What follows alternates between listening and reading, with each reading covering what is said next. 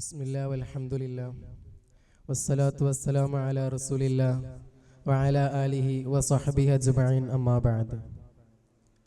സർവാദരണീയരായ പ്രിയ ഗുരുവർ, മറ്റു എൻ്റെ ശബ്ദം ശ്രവിക്കുന്ന മുതഅല്ലിം സുഹൃത്തുക്കൾ, അസ്സലാമു അലൈക്കും വറഹ്മത്തുള്ളാഹി തആല വബറകാതുഹു. പള്ളി ദർസുകൾ വിജ്ഞാനത്തിൻ്റെ വത്സര കേന്ദ്രം എന്നതിനെക്കുറിച്ച് ഒന്ന് രണ്ട് വാക്കുകൾ മാത്രം സൂചിപ്പിച്ചുകൊണ്ട് ഞാൻ അവസാനിപ്പിക്കാം. നാഥൻ തൗഫീഖ് നൽകുമാറാകട്ടെ. സുന്നി മൗലവിമാരുടെ ഏറെ സങ്കുചിതവും കേന്ദ്രീകൃതവുമായ പഠനം അവരെ തികച്ചും അർപ്പണബോധമുള്ളവരും കാര്യക്ഷമമുള്ളവരുമാക്കി മാറ്റുന്നു.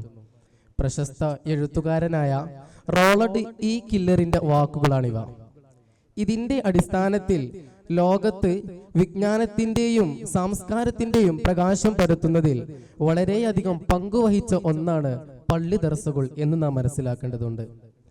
സമൂഹത്തിന് ആവശ്യമായ കഴിവും അറിവുള്ള പണ്ഡിതന്മാരെ വാർത്തെടുക്കുന്നതിലും പള്ളി ദർസിന് സാധിച്ചിട്ടുണ്ട് എന്നുള്ളത് നമുക്ക് മനസ്സിലാക്കാവുന്ന കാര്യമാണ്.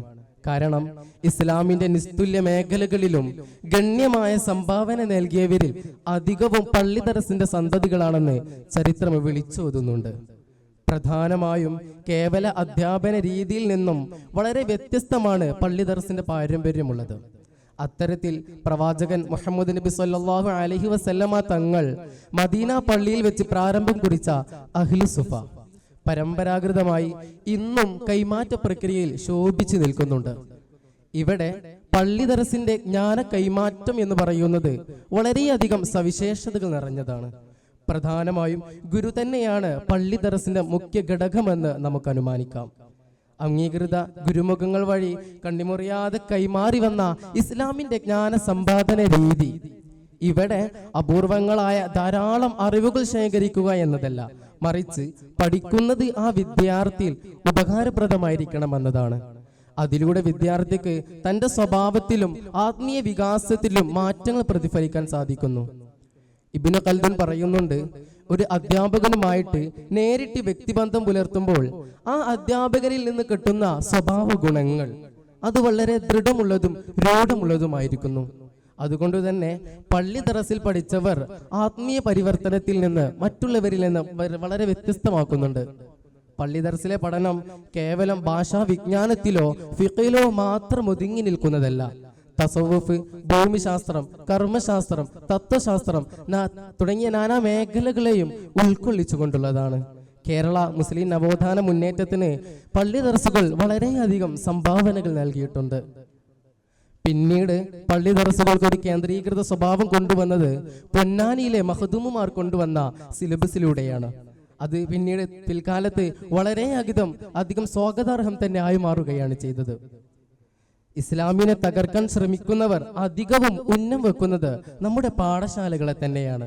കാരണം ഇസ്ലാമിക പാഠശാലകളിൽ നിന്ന് ഉയർന്നു വന്നവർ ലോകത്ത് വലിയ വലിയ മാറ്റങ്ങൾക്കാണ് തിരികൊളുത്തിയിട്ടുള്ളത്.